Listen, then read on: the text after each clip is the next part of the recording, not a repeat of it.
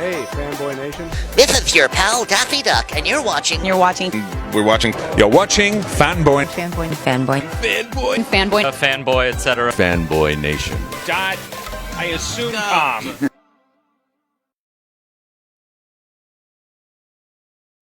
Ben Percy, it is a pleasure to meet you, even though it is virtually. We are talking about summering. You've done so many great books. You've worked on Wolverine, X-Force, Ghost Rider, Green Arrow, Teen Titans, Nightwing, so many others. Here you are working on a full-length feature film that you've co-written, coming with Bleecker Street, available in theaters on August 12th. You know, tell us about the transition from comics to live action film. Yeah, thanks so much for having me on, by the way. You know, comics are in a way slow movies, so it wasn't that big of a leap to begin scripting for film and for TV. And it's been such a great education working with James Ponsoldt, the director. He's an old friend. I've known him since 2003 when we were roommates together at the Sewanee Writers Conference. So there's a deep friendship there and a lot of trust. And the way in which we work is we start by just chatting on the phone about ideas. We talk every day. Sometimes we talk every other day, and that conversation continues on the page. We'll trade back and forth outlines, working together maybe on a Google Doc. We will trade back and forth scripts and write over the top of each other in an egoless sort of way, so that by the end, you know, we don't even know who wrote what, and we've achieved a kind of mind meld. So that kind of collaboration, there's an equivalency to, you know, working with an artist in comics, right? That trust that develops over time, that friendship bond that, you know, grows over time. I've had that with people like Joshua Cassara and Adam Kubert. And you know, that collaboration that I have with James and with others, like, it's been especially meaningful, you know, over the past few years, especially when COVID first hit. We're in isolation, like having been a novelist for so many years, which is a hermetic, marathonic experience, to have suddenly these people who I'm working with and trying to strenuously tell the best story possible. It's such a delight. Well, you're doing something right then if you're getting your movies made, your comics published, and you come out of your hermit lifestyle. I'm still in my cave in the woods in Minnesota, but I have all these virtual friends and collaborators. But yeah, and you know, with James, that conversation began with our daughters. Began in a way in the comic shop. You know, I sort of let my kids run loose, and my daughter came up to me after a few minutes. She's like, you know, where are all the girl superheroes? And she was, you know, upset. And I was leading her, check out this, you know, Batgirl issue. Check out Starfire over here with the Teen Titans. But, you know, she was noticeably upset. And that same sort of thing happened a little bit later when I was sharing with her all these movies and all these books that I had loved when growing up. And, you know, I read to her The Hobbit. And she was like, this is awesome, but there are no girls in it. And in fact, there's only one female pronoun in that entire novel. And one day, you know, I found her at the computer and she was hammering away at the keyboard, and I was like, what are you doing? And she gestured at the screen, and the title of the story was The Girl Hobbit. And the first line went something like this. It was like, you know, this story might seem familiar to you, but it's about a girl hobbit. And I love that. I love that spirit of revisionism. And that was sort of the same spirit that James and I approached this film with. And in a way, my daughter has felt like a collaborator all along too, because from the very first germ of the idea, she was there. Yeah. When your daughter becomes your inspiration, and it's an interesting switch and dichotomy where the parent is usually the hero from an early age, and now, you know, out of the mouth of babes, we're starting to learn new ideas. What does that say to you, not only as a father, but the creative influence that your daughter now has on you? Well, it's great to witness this personality emerging, you know, especially in this liminal time of middle school. You know, she's the exact age as the girls in the film. And when you go from like this little safety nest of elementary school and transition into middle school. Like there's a lot of hard truths that come at you all at once. It's a really confusing time and troubling time. And to be able to see her just mastering all of that, it's not that she doesn't have moments of anxiety and stress, but she's really gone forward with a lot of confidence and sort of become her own person. And she doesn't succumb to peer pressure easily, and she knows what she likes and doesn't like, and she just has this really singular voice that, you know, helped sort of guide me through this storytelling process. And two, I didn't just involve her, you know, James and I involved a whole host of other people. We were sitting down with the moms of Madeline, that's my daughter, Madeline's friends. We were sitting down with 5th grade teachers and 6th grade teachers. We were sharing drafts and just sort of like trying to do exactly what you were talking about before, like recognizing the limits of my own imagination and wanting to get this right, wanting to try to capture, you know, this mindset and this voice, the voice of these girls on the cusp of transformation. Yeah. Let's revisit junior high, since clearly you and I have been through it. I remember I went from 5'2" to 5'8" in one school year because I had my growth spurt. Right. And it's like you said, it's a very interesting time. Some kids are hitting puberty early. Some people, you know, are more mature than others, either physically or mentally. Some still have that naivete. Some don't even hit their puberty until sophomore year of high school. And when this is all going on between 6th and 8th grade, you know, the world is a terrifying place for people in this age group. You know, how much of that is personal reflection? How much of that was the influence from the parents and the teachers? And how much of that is from what we see in society today? Because when we were kids, we didn't have the internet. We didn't have cell phones and people capturing every single one of our moves, no matter what we did. We had, essence, a level of freedom that your daughter's generation and the kids in this film don't have. Right. We didn't have mass shootings either. We didn't have, this, and that level of awareness that you talk about, where information is flooding at them through their phones, right? Or where social media can create these pressuring constructs for them. Like that stuff makes a tough moment in life even tougher. And like you said, there's this physical transformation that's occurring alongside this emotional transformation, and people are asking themselves, who am I? And so it's such a compelling space to write about because of all the drama invested in it. And I think that one of the things we were trying to do is, in telling this story, we wanted to make the kids a little more free range.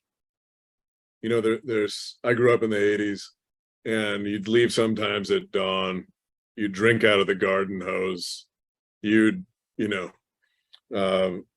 be storming around on your BMX, and you wouldn't get home till after dark. And that doesn't exist anymore in a way, that world. So we wanted to tap into a little bit of that magic and that feral quality as well.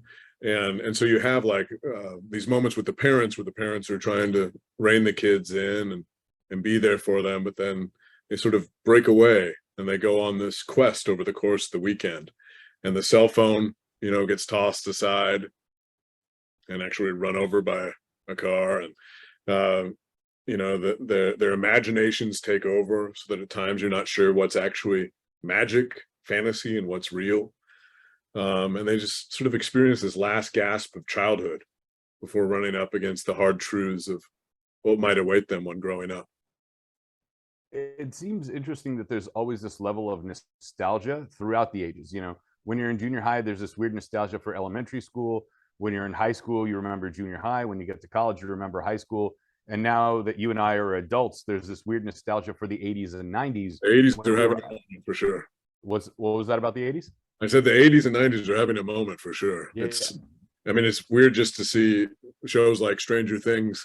I'm watching this with my kids, and I'm realizing that they're experiencing some stories secondhand through this show, right? Because that show is channeling so much from the 80s, whether it's E.T. or Gremlins or Aliens or The Thing or whatever. It's channeling all these different stories. And then some for some people, like the kids, they're experiencing that secondhand thing for the first time through Stranger Things. Or my kids are big into thrifting, and they're all wearing clothes, like atrocious clothes that I would have worn, in 1991.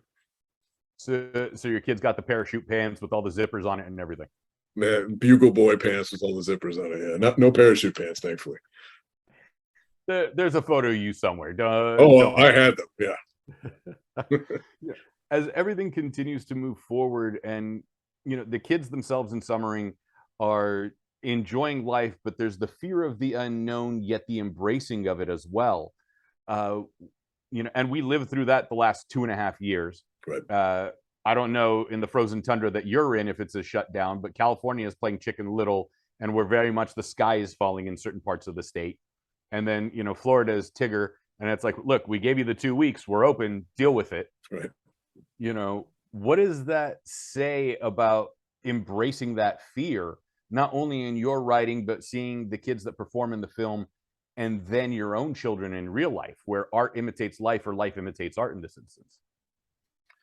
Yeah, I mean, we wanted the kids to go through a gauntlet, a mysterious gauntlet, and to emerge out the other end in a different place. Like, this weekend is a trial, and they go to some scary places. They realize some scary truths. And what happens over the course of the story is, because they're still 11 years old, we wanted to have like this sort of magical lens, this point of view that felt a little bit unreliable. It's filtered through magic, so that when they go into the woods, they go into this arroyo, right? They call it Terabithia. And if you've read The Bridge to Terabithia, you know that, like, when those kids cross over the bridge to Terabithia, like, the rules dissolve. The rules of family, the rules of the world, and they're in this imaginative kingdom. In a way, that's true of this story as well, in that once they go into the woods, everything after that might have the taste of a fairy tale in a way. And you're not quite sure what's real or what's not real. So was there ever a dead body? That's a question you should ask yourself by the end of the movie. Because at that point, after everything's said and done, the magic's gone, and all they're able to find is this shoe in its place. And that tree where they have all these sort of amulets of childhood adorned upon it, that tree has been knocked over by the storm. And they've grown up in a way. They've, they're not quite to where the older teenage sister is. They're a long ways away from the perspective of the moms, but they're not kids anymore. And to sort of grow up, you have to face those fears that you mentioned before. You have to wrestle with them and not run away from them. So is this safe to say that this is a female version of Stand By Me? No, I would say that it is a revisionist version of a lot of stories you might be familiar with, coming of age stories you might be familiar with. Stand By Me is certainly among them, right? But if you look at the very first moment in the film, you have these girls, and they're ducked down in the bathtub, and their breathing is shallow, and their eyes are flitting about. They're clearly afraid, and something is approaching. Someone is approaching. There's this shadow looming on the shower curtain. We think we know what this movie is. And then the shower curtain's torn aside, and one of the friends is on the other side of it. And we realize that they're playing a game of sardines. And the girl is wearing a ridiculous, like, sleeping mask from the mom and a big pink bathrobe, and she's got a dust buster instead of a knife in her hand, right? And everybody starts to giggle, and they tumble out into the sunlit day. But in that moment, we're sort of doing the same thing that we might do with that dead body, which you recognize as a connection to Stand By Me there. Well, in that opening scene, you might see a connection to Psycho, right? And we're sort of saying, here's this version of a movie that you think you know, and we're pulling out the rug from underneath it. And, with a sort of revisionist intent. and you'll see, I already talked about The Bridge to Terabithia, but you'll see other movies like Halloween. We're tipping our hat to Halloween at times, and on and on and on. So this story comes out of other stories while trying to have its own singular vision. Ben, I know we're running out of time, so this is the final question for you. When parents watch this with their preteen children, what conversation would you like them to have as they enter adolescence, from the reflective perspective of the parents and then from the inquisitive perspective of the child? Sure, and that's the idea, that it's a movie for kids, but it's also a movie for adults. There's this multi-generational fluidity to it. And we hope that some interesting, challenging conversations will result from it, when it comes to like acknowledging the fact that growing up is hard, but also the fact that sometimes you lose track of who you once were. And there's something about tapping into that magic again, that magic that being a parent can help enliven. Something about tapping into that magic again, it can, make you see the world through fresh eyes once again. Benjamin Percy, thank you so much for your time. Summering is coming from Bleecker Street on August 12th. Where can we find you on social media before I let you go? I'm on all the annoying social media platforms. So Instagram, Twitter, Facebook, wherever. I'll be, making dad jokes, sharing pictures of my dog, and talking about comic books, probably. Sounds like a great time. Benjamin Percy, thank you so much. All right. Take care.